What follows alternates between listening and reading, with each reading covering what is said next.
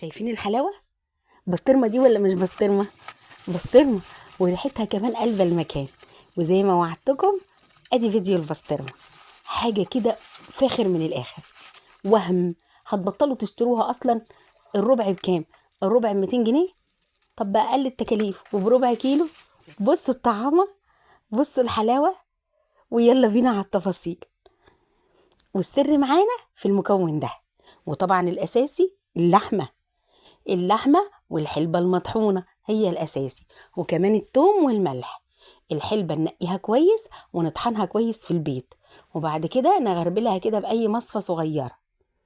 لازم تغربلوها تبقى ناعمه، وتاخدوا البودره الناعمه عشان ما تخرصش في اللحمه تبقى طعمها ممرر. وطبعا التوم، بابريكا، ملح، كزبره ناشفه، حبه توم بودر لو موجود. مش موجود، توم وملح وحلبه ولحمه، وده الاساسي. هي دي اصل البسطرمه. ونحط كل مكوناتنا على اللحمه، ونحط معلقه واحده بس عشان ده ربع كيلو، معلقه واحده مليانه كده حلبه مطحونه.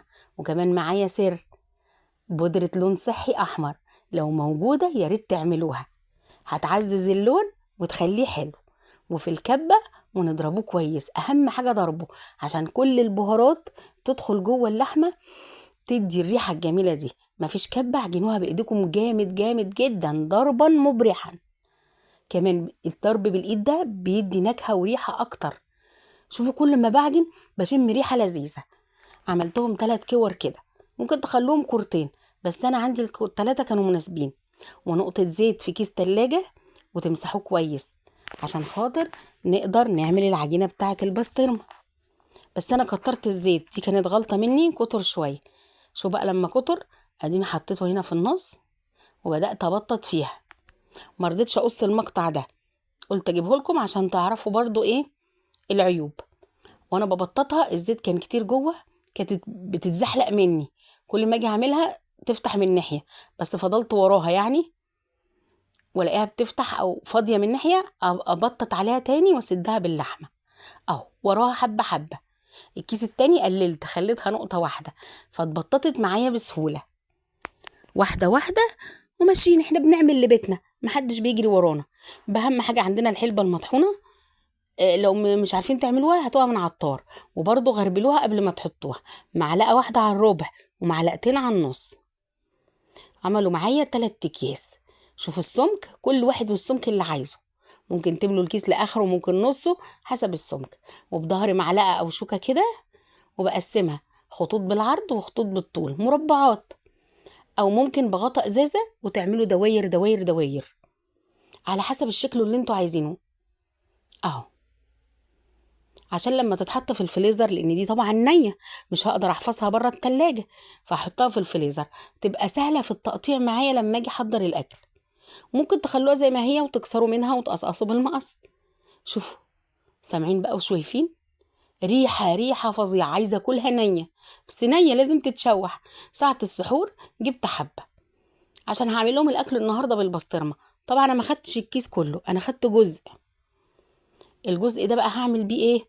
انا مقطعه فلفل اخضر ومحضراه. وطبعا كيس الفول اللي ما بيتاكلش زي كل يوم هيتاكل النهارده، ومعايا بيض، يبقى سحورنا فول وبيض وحته جبنه على حبه مخلل زيتون. بس البسطرمه عاطيه طعم تاني.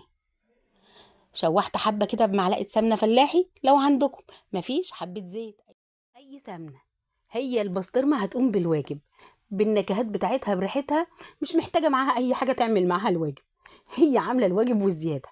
شوفوا الجمال، شوفوا الحلاوه.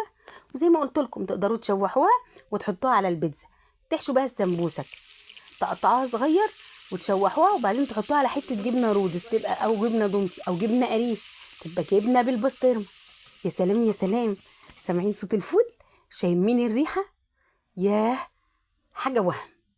حبه فول وحته بسطرمه من بيتنا خليته جميل، خليته بيغني. وشوحت الباقي وحطيت عليه برضو فلفل يديله طعم كده ويزود العمليه. ويلا يلا بقى اللحظه ايه الحاسمه.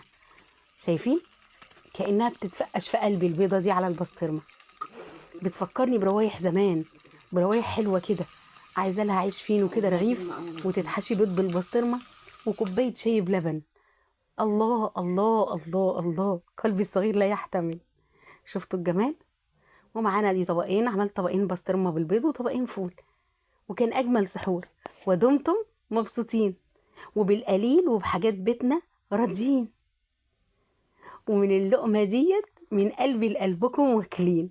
شوفوا الجمال، شوفوا الطعامة. يا ريت لايك ومشاركة لأختكم. ورمضان كريم، وكل سنة وانتم طيبين.